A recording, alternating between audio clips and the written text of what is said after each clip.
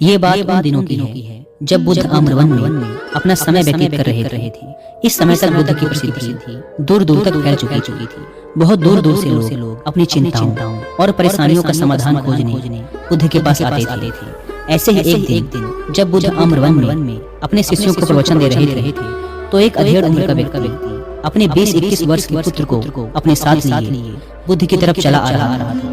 जब ये प्रवचन स्थल के पास पहुंच गए तो बुद्ध ने एक नजर उन पर डाली और इशारे से प्रवचन में बैठने के लिए कहा।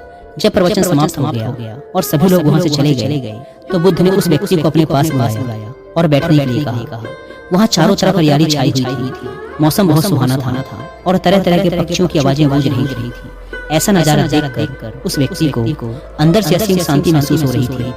इसके बाद बुद्ध ने उस व्यक्ति से आने का कारण पूछा तो इस पर व्यक्ति ने कहा, हे तथागत, मैं 2 दिन की लंबी यात्रा करके अपने पुत्र को आपसे मिलवाने लाया हूँ। ये मेरा इकलौता पुत्र है और ये हर समय थका रहता है। ऐसा लगता है जैसे इसके अंदर कोई जान ही नहीं है, कोई प्राण ही नहीं है। इसका स्वभाव भी काफी चिड़चिड़ा हो गया है। अगर हम इसे कुछ भी कहते हैं तो यह हमारी छोटी छोटी बातों पर गुस्सा हो जाता है। इसके देखने की क्षमता भी उम्र से पहले ही कमजोर हो गई है और इसके बाल भी सफेद पड़ने लगे हैं। इतनी कम उम्र में इतनी बड़ी उम्र का लगना, मुझे तो कुछ समझ नहीं आ रहा कि इसके साथ हो क्या रहा है। तथागत, मैं अपने पुत्र के स्वास्थ्य को लेकर बहुत चिंतित हूँ। जब मैं अपने पुत्र को वैद्य जी के पास लेकर गया तो उन्होंने कुछ औषधि दी और कहा अपने पुत्र को तनाव कम लेने के लिए कहो। वो अपने दिमाग में बहुत अधिक तनाव लेता है, इसलिए उसकी ऐसी हालत हो गई है। लेकिन मुझे उनके बहुत समझाने के बाद भी तनाव का मतलब समझ नहीं आया। मुझे नहीं पता कि तनाव होता क्या है, यह किन कारणों से आता है और उसे कैसे अपने पुत्र के दिमाग से निकालें। लेकिन मुझे सबसे पहले तो ये समझना है कि तनाव होता क्या है। इसीलिए तथागत, मैं आपके पास आया हूँ। कृपया आप मेरी समस्या का समाधान कीजिए। यह सुन बुद्ध उसके पुत्र को बड़े ध्यान से देखते हैं, उसके चेहरे को देखते हैं, उसकी आंखों को देखते हैं और फिर उसके हाथों की नब्ज को भी देखते हैं। यह सारी विधि करने के पश्चात बुद्ध उस व्यक्ति से कहते हैं, तनाव लेना तो कोई नहीं चाहता, लेकिन फिर भी यह तनाव लोगों के दिमाग को दीमक की तरह पकड़ लेता है और व्यक्ति जान भी नहीं पाता कि वह तनाव में जी रहा है।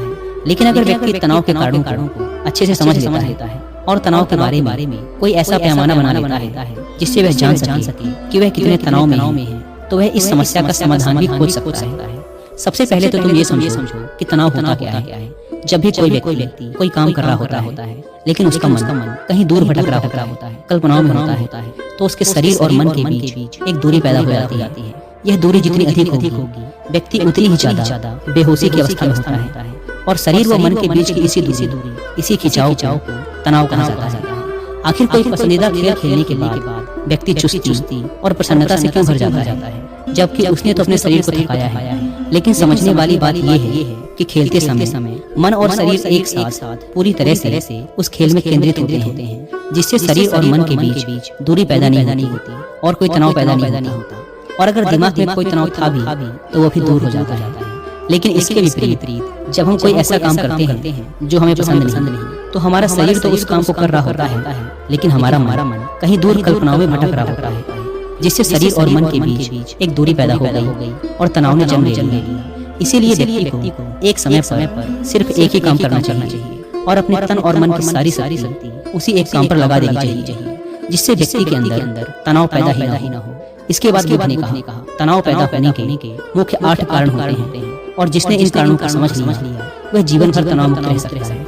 मुख्य कारणों में सबसे पहला कारण है अति महत्वाकांक्षी होना। महत्वाकांक्षी होना अच्छी बात है, लेकिन क्या कभी आपने इस बात पर ध्यान दिया है कि इंसान के लक्ष्य कभी पूरे ही नहीं होते।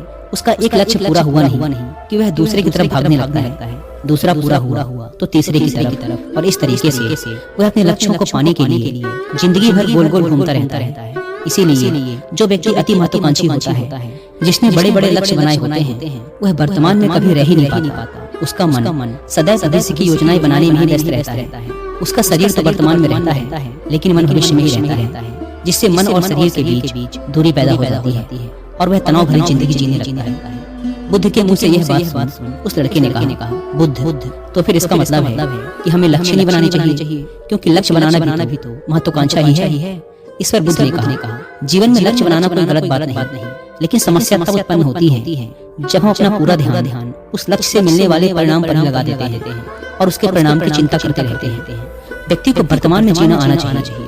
आप लक्ष्य बनाइए और उस लक्ष्य की प्राप्ति के लिए कड़ी मेहनत करिए, लेकिन साथ ही साथ आपको इस बात का भी ज्ञान होना चाहिए कि आप अभी वर्तमान में जी रहे हैं और वर्तमान ही सत्य है। बुद्ध ने आगे कहा, तनाव का दूसरा सबसे बड़ा कारण है ईर्ष्या। जब व्यक्ति ईर्ष्या और जलन से भर जाता है तो उसका मन अंदर से सड़ने लगता है। ईर्ष्या एक आंतरिक घाव है। आंतरिक घाव यानी मन का घाव। व्यक्ति के शरीर का घाव तो भर सकता है, लेकिन मन का घाव कभी नहीं भर सकता। इसीलिए व्यक्ति को दूसरे की खुशी और तरक्की से कभी ईर्ष्या नहीं करनी चाहिए, क्योंकि ईर्ष्या तनाव का कारण है। इसके बाद बुद्ध ने तनाव का अगला कारण बताते हुए कहा कि अरुचिपूर्ण काम करने से भी मन में तनाव पैदा होता है। जो काम करना हमें पसंद ही नहीं है, जिस काम में हमारी रुचि ही नहीं है, उस काम में हमारा मन लगे नहीं पाएगा। हमारा शरीर तो वहीं बैठा रहेगा, लेकिन हमारा मन कल्पनाओं की उड़ान भरेगा, जिससे शरीर और मन के बीच दूरी पैदा हो जाती है और व्यक्ति तनावग्रस्त हो जाता है। इसीलिए इंसान को हमेशा अपनी रुचि के अनुसार ही कार्य करने चाहिए। अगर व्यक्ति ने ये पता कर लिया कि उसे कौन सा काम करना पसंद है और वो उसी काम को अपने जीवन का लक्ष्य बना लेता है, तो फिर वो काम उसके लिए काम नहीं बल्कि खेल बन जाता है। कहा तनाव का चौथा कारण होता है किसी दूसरे से अपेक्षा रखना।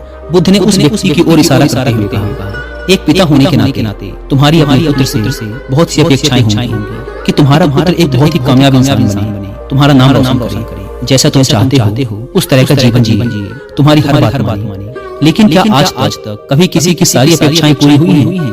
जब भी कोई व्यक्ति किसी दूसरे से कोई अपेक्षा रखने लगता है तो वो अनजाने में अपने लिए तनाव पैदा करने लगता है। जरा सोचो कि अगर तुम्हारा बेटा तुम्हारे अनुसार काम नहीं कर रहा और वो नहीं बन पा रहा जो तुम उसे बनाना चाहते हो, तो निश्चित रूप से तुम्हारे दिमाग को तनाव पकड़ लेगा। तुम तनाव से भरा जीवन जीना शुरू कर दोगे और इस तनाव के वश में आकर तुम ऐसा व्यवहार करोगे, ऐसी बातें करोगे कि तुम्हारा अपने पुत्र के साथ संबंध और भी खराब होता चला जाएगा। इसीलिए व्यक्ति को जितना हो सके उतनी कम अपेक्षाएं दूसरों से रखनी चाहिए, और अगर पूरी तरह से तनाव मुक्त रहना है तो दूसरों से अपेक्षा रखना ही बंद कर दो।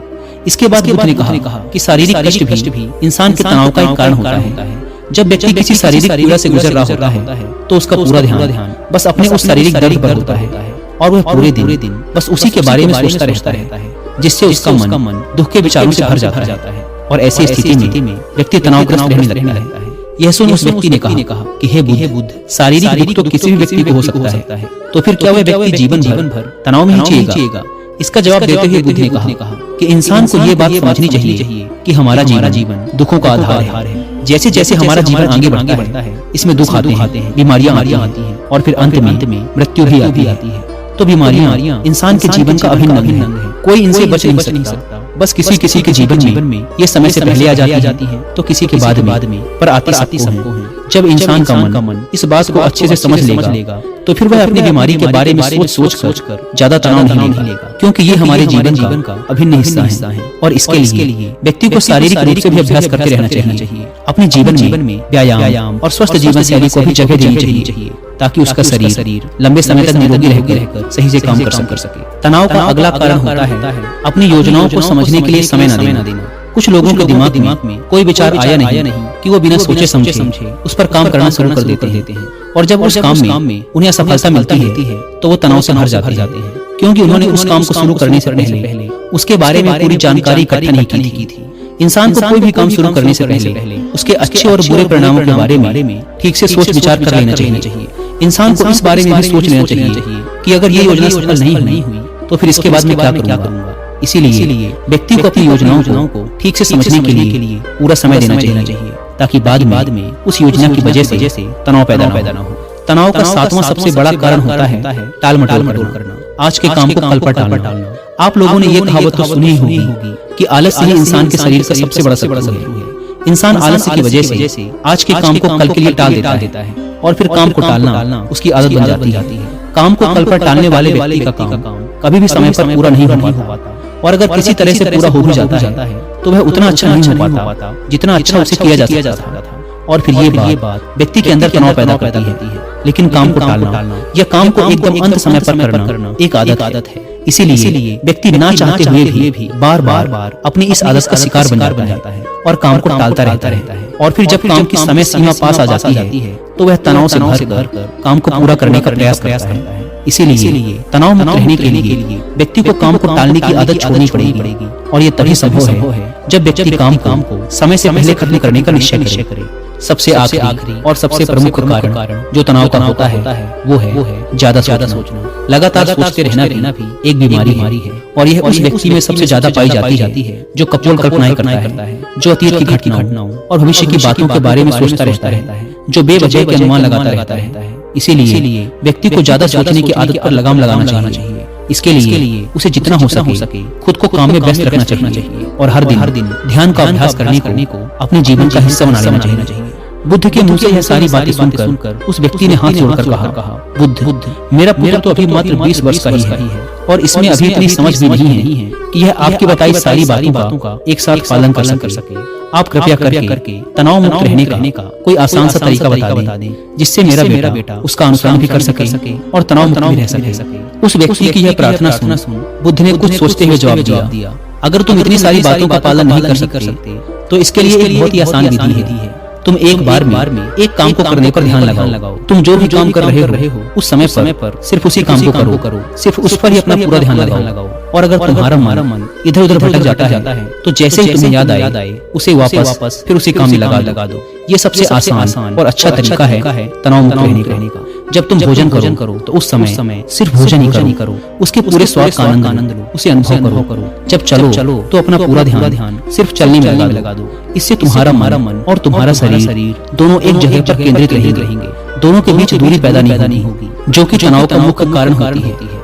दोस्तों, आज की युवा पीढ़ी एक ही समय पर दो तीन काम करने के आदी हो चुकी है। जैसे फोन पर बात करते हुए गाड़ी चलाना, खाना खाते हुए टीवी देखना या फोन चलाना। और फिर इनकी शिकायत रहती है कि मैं तनाव में जी रहा हूँ, मेरा मन अशांत रहता है, मैं चिड़चिड़ा सा हो गया हूँ। जब कोई व्यक्ति एक ही समय पर तीन काम करेगा तो तनाव पैदा होना तो स्वाभाविक है, क्योंकि दिमाग तो एक समय पर पूरा ध्यान लगाकर सिर्फ एक ही काम कर सकता है। पूर्ण रूप से एक ही समय पर दो कामों का ध्यान कभी नहीं लग सकता। इसीलिए जहाँ तक संभव हो सके एक समय पर सिर्फ एक ही काम करने का प्रयास करें, वो भी पूरे ध्यान के साथ।